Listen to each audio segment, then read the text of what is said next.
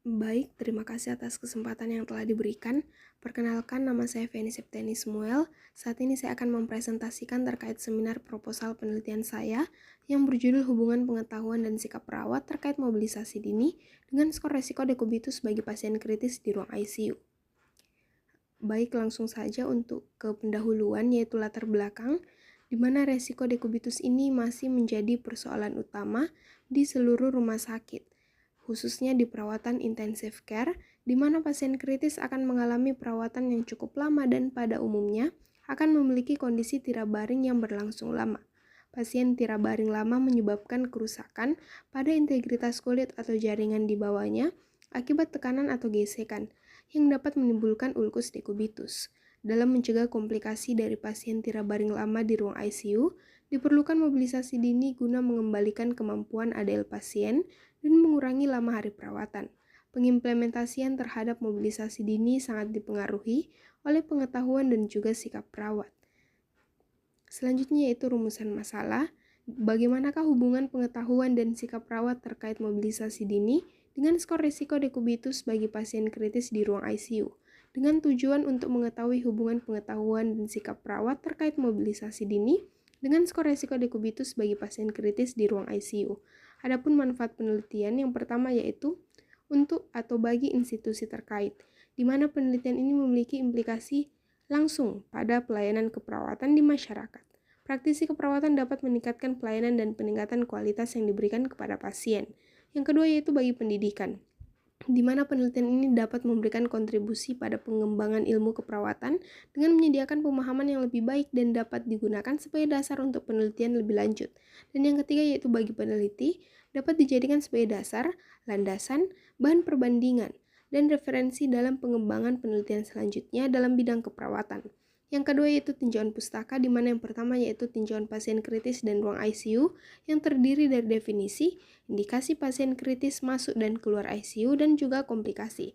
Sedangkan yang kedua yaitu tinjauan pengetahuan dan sikap terkait mobilisasi dini yang terbagi menjadi dua, yaitu pengetahuan terkait mobilisasi dini dan juga sikap terkait mobilisasi dini. Kemudian selanjutnya yaitu bab 3, yaitu kerangka konsep dan juga hipotesis, di mana untuk kerangka konsep itu sendiri variabel independennya yaitu pengetahuan perawat terkait mobilisasi dini dan sikap perawat terkait mobilisasi dini. Sedangkan variabel dependennya yaitu skor resiko dekubitus. Adapun hipotesis yang ada dua, yaitu ada hubungan pengetahuan perawat dan juga sikap perawat terkait mobilisasi dini terhadap penurunan resiko dekubitus.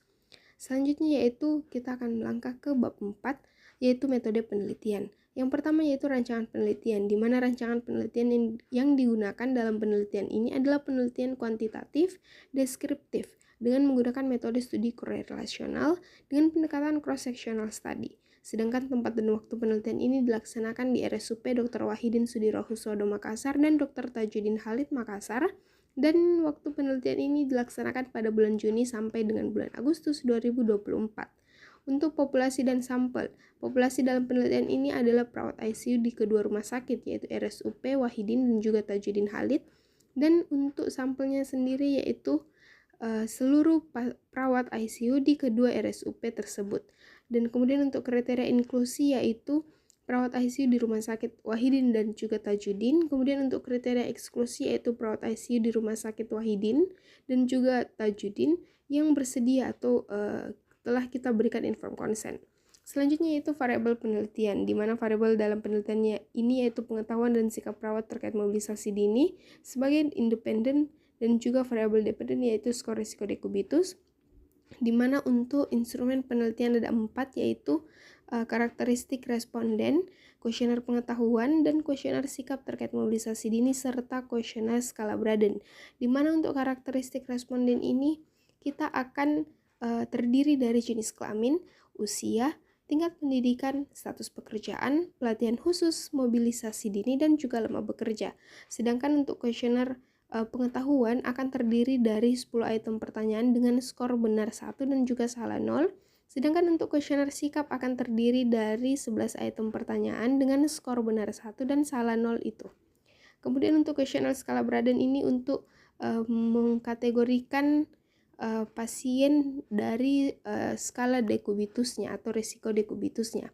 Kemudian untuk manajemen penelitian, yang pertama itu pengumpulan data dengan cara membagikan kuesioner penelitian secara langsung di Rumah Sakit Wahidin dan juga Tajudin. Kemudian untuk pengelolaan datanya itu terdiri dari editing, coding, entry, dan juga cleaning. Sedangkan untuk analisa datanya itu ada dua, analisa univariat dan bivariat. Untuk analisa univariat ini kita akan melihat dilakukan untuk mengetahui distribusi frekuensi dan karakteristik responden penelitian yang meliputi jenis kelamin, usia, tingkat pendidikan, status pekerjaan, pelatihan khusus, mobilisasi dini, dan juga lama bekerja. Kemudian untuk analisis bivariat itu adalah analisis yang dilakukan pada dua variabel untuk mengetahui hubungan antara variabel independen dan juga variabel dependen. Sedangkan untuk etika penelitian yang pertama yaitu respect for person, di mana merupakan bentuk penghormatan terhadap seseorang sebagai individu yang memiliki otonominya sendiri dan perlindungan bagi individu yang memiliki hak otonomi yang berkurang. Yang kedua yaitu beneficence, di mana prinsip ini merupakan langkah selanjutnya dalam upaya menjamin kesejahteraan individu setelah sebelumnya menghormati keputusan. Kemudian yang ketiga justice, prinsip ini merujuk pada kewajiban etik dalam memberikan perlakuan yang sama terhadap individu dan sesuatu yang telah menjadi haknya tanpa memandang usia, gender, pengalaman, prestasi, hingga jabatannya. Selanjutnya yaitu terkait dengan alur penelitian. Nah, di sini yang pertama yaitu kita akan menetapkan populasi yaitu perawat ICU di Rumah Sakit Wahidin dan juga Tajudin. Kemudian menetapkan sampel dengan teknik sampling yang digunakan adalah non-probability sampling dengan metode sampling jenuh atau sensus. Kemudian mengurus izin etik penelitian, memberikan informed consent, membagikan kuesioner data demografi, pengetahuan, dan sikap tentang mobilisasi dini kepada responden yang bersedia, mengelola data dan analisa data, menyajikan hasil dan pembahasan dan kesimpulan serta saran. Berikut adalah daftar pustaka yang saya gunakan.